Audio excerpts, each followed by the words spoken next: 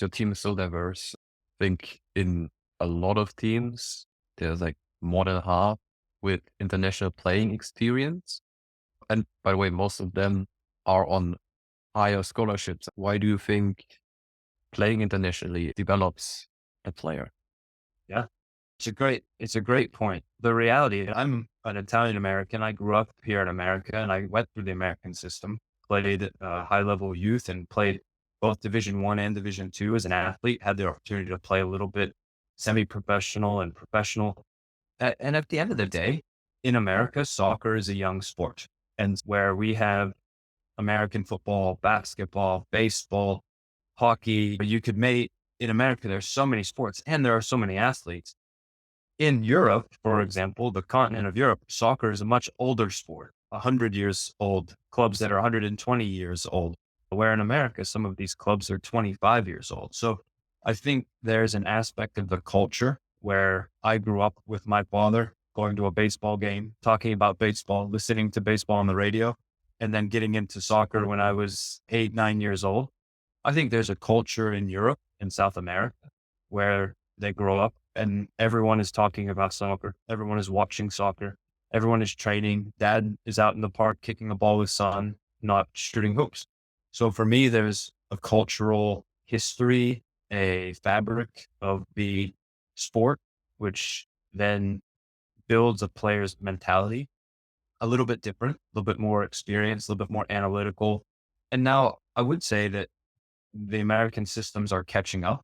And I think the pathways are something that's important for me to comment on. I think when I was a player, there was maybe two or three pathways of youth and college. And now there are opportunities for young players to go abroad. I think it's really fantastic that now there are so many leagues in America. Obviously, there's some drawbacks to that, but players have different opportunities with MLS Next, with USL Academy, with ECNL. These are all different pathways for players to develop and to rise through the systems. And now there's college, there's gap year programs, there's junior colleges. There's a different option for every player. And I think the challenge for the players is find their right path to develop and to improve and to enjoy the game and allow them to get experience to make their next step in the right timing. That's the reality of going through and gaining experience and having conversations and learning. That's a fantastic journey. And I think modern players nowadays have a lot of pathways to consider what's best for them. From an even more practical side in terms of recruiting? I use a hypothetical scenario. So we have player A and player B. We're interested in both players. Player A says, I want to come to PVA. I want to come to PVA. I want to come to PVA. And my response is, okay, you can come, but you're going to be a redshirt freshman your first year. Your second year, you're going to be a walk on. Your third year, you might play 10, 15 minutes. Your fourth year, you finally get to the point of maybe a transfer or a guy who's come out of a European academy. And now you've spent 3 years and you've maybe got 250 minutes of play. But now there's player B that says, I really want to come to PVA, but I'm going to take my gap year and I'm going to go to Europe, or I'm going to go to a junior college, or I'm going to find some way. And in my first year, I'm not at PVA, but I've just played 1,000 minutes, where this guy in his first year played 0 minutes. And now training environment aside, let's say that's equal. My second year, I come into PBA and I've got 1,000 more experience minutes from a gap year program or a junior college or whatever, versus the other guy who's just come off a redshirt freshman or just a true freshman year. There's already 10 games of 60 minutes or 20 games of 45 minutes of experience that was gained from player B that player A didn't have. That's just one example and it's a hypothetical, but I think it does speak to the highly competitive programs. They look at things at this way.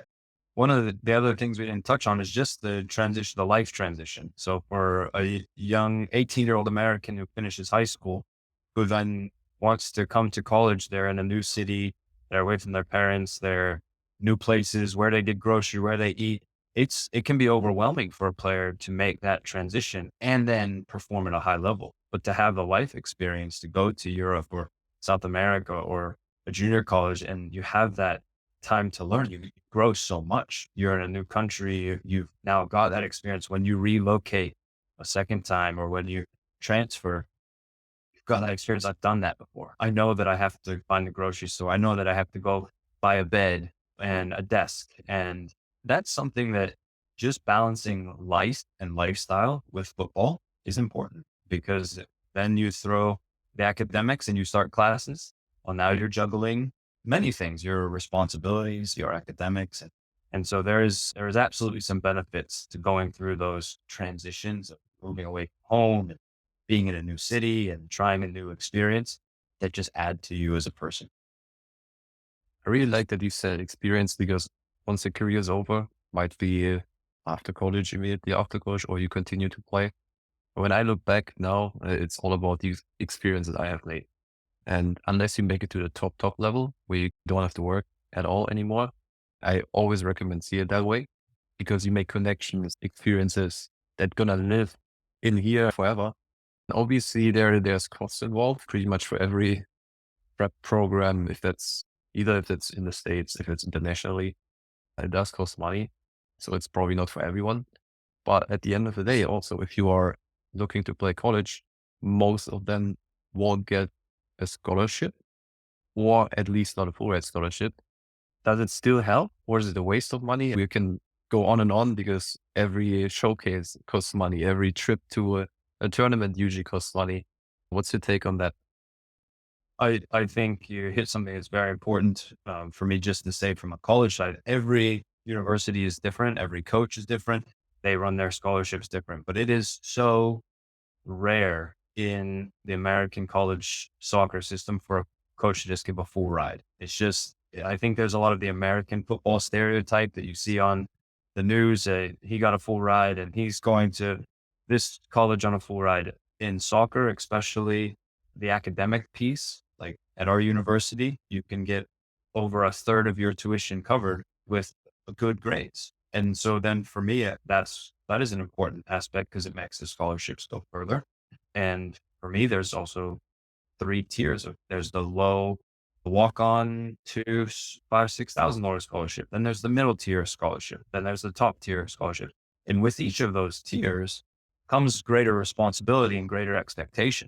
And now I take that and I go back to a youth player, a player who's developing or who wants to come into the college system. Every one of those experiences you pay for a tournament, an ID camp, traveling abroad, tournament abroad, a clinic. Are you getting the most out of those experiences? Because you're going to new places, you're facing new adversity, you're being coached by a new coach, you're being challenged against a new opponent. And if you take that mentality of all of these are learning experiences, this is your life tuition. So I have no problem paying for a course in real estate if it's going to help me make money in my house. I have no problem investing in my education if it's going to help me make more money in the future. I have no problem investing in my football if it's going to make me a better person, a better player, a better coach. And I'm going to feel that return first, later. Our culture is instant gratification. I pay this, I get this, I have this, I want the response right away. In sports, you might grind for a year, 2 years, 3 years, and you get the reward on the other side. So there's always a reminder that in sports, a lot like life, you have to invest a little bit each step of the way, sometimes for years before you finally get that satisfaction, that joy, and that reward of winning something or earning a position. And so for me, you're going to put your resources into what you value, time, your money, your effort. If you value it, it's going to get it. And whether that's sneakers or travel or houses, or real estate, or whether that's football, for me, that's shows your priorities. It shows what you value.